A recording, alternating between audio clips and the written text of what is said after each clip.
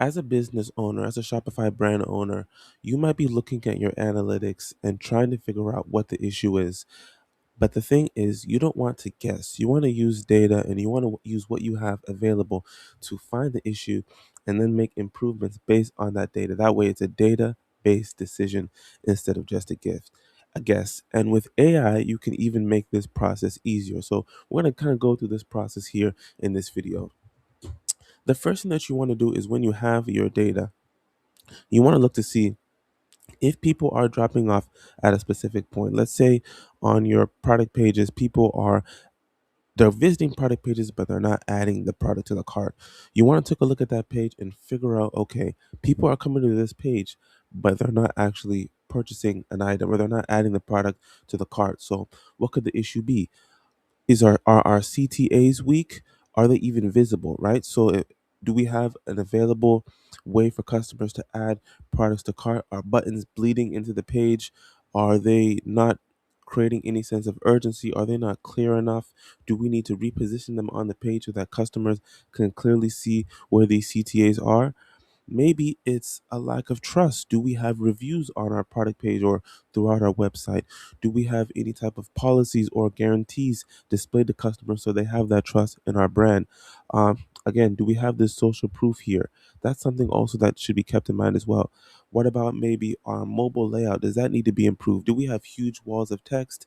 Do we have any awkward spacing that could kind of reduce that trust?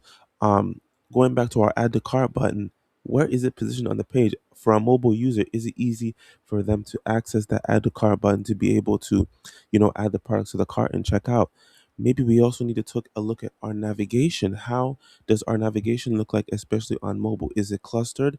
Do we have too many menu options that's confusing customers? E-commerce a lot of times will have mega menus. So how are our mega menus displayed? Are they displayed in a way that's easy for customers to find the necessary information that they're looking for? Um, these are all things to keep in mind. Maybe even looking at collections. Are our collections unclear? Are they confusing the customers?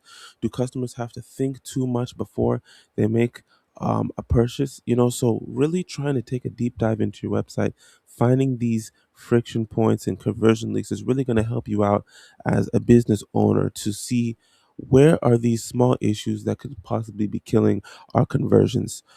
And a lot of times, it's not that you necessarily need more traffic. You just need to plug in these conversion leaks. Think of yourself as, like a plumber. You're finding these issues and then you're fixing them as you go. So you always want to constantly make these improvements to your website so that way you can find these leaks and then fix them. So that's what we're doing here. At ZQDo. If you're interested, if you want us to take a look at your website and find those conversion leaks and see what we can do to improve conversions on your website, feel free to take a look around our website, see some of the stuff that we're working on, see some of the stuff that other people have said.